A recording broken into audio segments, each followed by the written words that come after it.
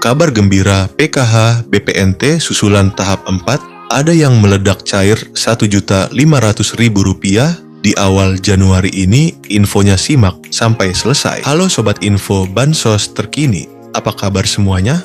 Semoga selalu sehat dan dimudahkan segala urusannya.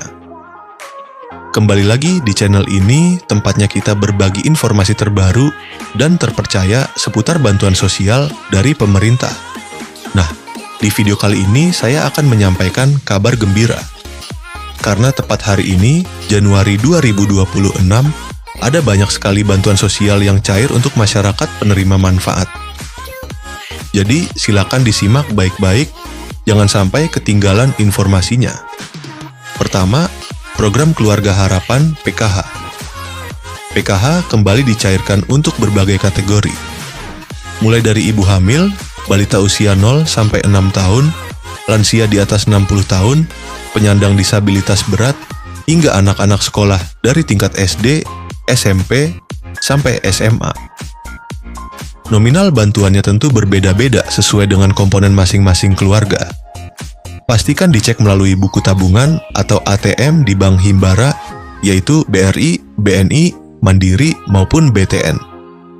Kedua, bantuan pangan non-tunai BPNT atau kartu sembako.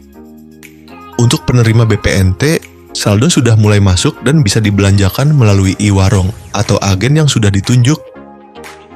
Bantuan ini biasanya berupa saldo senilai Rp200.000 setiap bulan untuk memenuhi kebutuhan pangan pokok seperti beras, telur, dan bahan pokok lainnya. Ketiga, bantuan langsung, tunai dana desa. Beberapa desa sudah menyalurkan BLTDD tahap bulan Januari. Jadi bagi keluarga penerima manfaat di tingkat desa, segera konfirmasi ke kantor desa atau cek informasi dari perangkat desa setempat. BLT ini diberikan untuk membantu meringankan kebutuhan hidup sehari-hari, terutama bagi keluarga yang masuk kategori miskin dan rentan.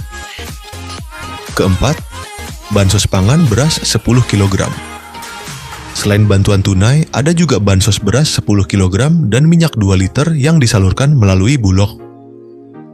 Beberapa wilayah sudah menerima distribusi langsung, baik diambil melalui kantor desa, kantor kelurahan, atau diantar ke rumah masing-masing penerima. Nah, sobat semua, itu tadi beberapa bantuan sosial yang cair di bulan Januari 2026 ini. Jangan lupa untuk selalu mengecek status bantuan melalui aplikasi Cek Bansos Kemensos atau langsung menanyakan ke pihak desa dan kelurahan agar tidak ketinggalan informasi. 7 bansos yang berlanjut di 2026. Pemerintah memastikan bahwa bantuan yang bersifat fundamental dan struktural akan tetap berjalan. Ini adalah jaring pengaman utama bagi masyarakat rentan. Program bantuan yang akan cair di 2026 diantaranya itu yang pertama, program Keluarga Harapan PKH. Sebagai primadona bansos, PKH tetap kokoh berdiri. Bantuan ini menyasar komponen vital keluarga, ibu hamil, balita, anak sekolah SD sampai SMA, lansia, dan penyandang disabilitas berat. Mekanisme penyalurannya diprediksi tidak berubah, yakni cair bertahap 4 kali setahun. Yang kedua yaitu BPNT atau sembako, atau yang bisa disebut bantuan pangan non-tunai. Kebutuhan pangan tetap menjadi prioritas nomor 1. Meski ada wacana transformasi ke direct cash, transfer uang digital, untuk efisiensi program ini dipastikan aman, yaitu dalam artian program BPNT masih terus berlanjut di 2026. Yang ketiga yaitu bantuan PIP, program Indonesia Pintar. Komitmen mencerdaskan bangsa tidak surut. Anak-anak dari keluarga prasejahtera tetap dijamin akses pendidikannya melalui bantuan tunai PIP. Jadi PIP di 2026 akan tetap berlanjut. Yang keempat yaitu PBIJKN atau Kartu Indonesia Sehat gratis dari pemerintah. Kesehatan adalah hak dasar. Subsidi iuran BPJS Kesehatan bagi 40% penduduk termiskin tetap ditanggung penuh oleh negara. Bantuan beras 10 kg. Program cadangan pangan pemerintah CPP ini diprediksi kuat akan diperpanjang, berfungsi sebagai bantalan saat harga beras gejolak atau terjadi kerawanan pangan. Jadi bantuan beras di tahun 2026 akan tetap berlanjut. Yang keenam yaitu atensi lansia dan disabilitas berat. Kementerian Sosial terus menyalurkan bantuan rehabilitasi sosial baik berupa alat bantu, kursi roda, alat dengar maupun makanan bagi lansia tunggal dan disabilitas. Untuk yang ketujuh, bantuan pena pahlawan ekonomi Nusantara. Ini adalah bintang baru bagi KPM usia produktif di bawah 40 sampai 45 tahun yang sudah lama menerima bansos. Pemerintah menawarkan modal usaha hingga 5 juta rupiah. Syaratnya harus siap graduasi atau mundur dari kepesertaan bansos reguler. Setelah usahanya mandiri ya. Jadi nanti akan ada pengembangan apa skill-skill yang bisa dipelajari dan dipraktekkan.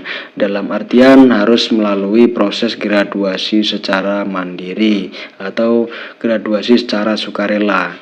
Tidak semua kabar itu manis ya. Ini dia yaitu kabar di tahun 2026 menjadi akhir perjalanan bagi bansos yang sifatnya ad hoc atau sementara. Nah, selanjutnya bansos yang kemungkinan di tahun 2026 tidak akan cair lagi yaitu BLT Kesejahteraan Rakyat atau BLT Kesra. BLT mitigasi bantuan tunai tambahan yang sering cair di momen tertentu seperti saat inflasi tinggi atau El Nino dikabarkan berhenti total per 31 Desember 2025. Sifatnya yang fleksibel dan temporer membuat program ini tidak masuk dalam anggaran rutin jangka panjang 2026.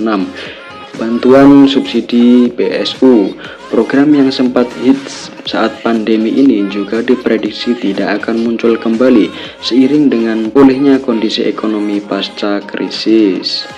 Ya, jadi ada beberapa bantuan yang kemungkinan di tahun 2026 tidak akan cair atau tidak rutin cair per bulan sesuai dengan kondisi yang ada di lapangan seperti inflasi tinggi atau El Nino dan lain sebagainya.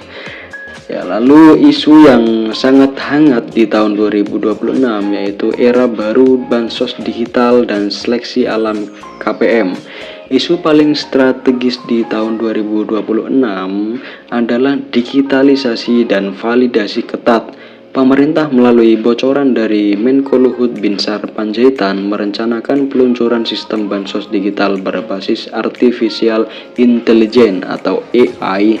Tujuannya yaitu memberantas hantu bansos alias penerima fiktif, penerima ganda atau salah sasaran. Jadi concern pemerintah sangat concern di situ ya, seperti penerimanya yang nggak ada atau bansosnya tetap cair, meninggal tetap bansosnya cair, atau penerima ganda atau salah sasaran. Itu pasti menjadi concern agar efisiensi menggunakan artificial intelligence. Apa konsekuensinya bagi KPM jadi KPM yang terdeteksi sudah mampu secara ekonomi, memiliki aset, gaji UMR atau di atas UMR dan lain sebagainya, yang intinya mampu akan langsung dinonaktifkan dari DTKS, data terpadu kesejahteraan sosial. Fokus pemerintah bergeser dari sekedar menyalurkan bantuan menjadi mencetak keluarga yang mandiri secara ekonomi. Saran bagi KPM, jadi simak secara sesama dan teliti. Saran bagi KPM, jangan terlena, pastikan data kependudukan Anda, KK, KTP Anda valid ya dan terbaru. Jadi ketika ada perubahan apapun itu disampaikan ke Dispenduk, datanya itu harus yang valid dan terbaru. Bagi yang masih muda dan produktif, manfaatkan program Pena untuk memulai usaha.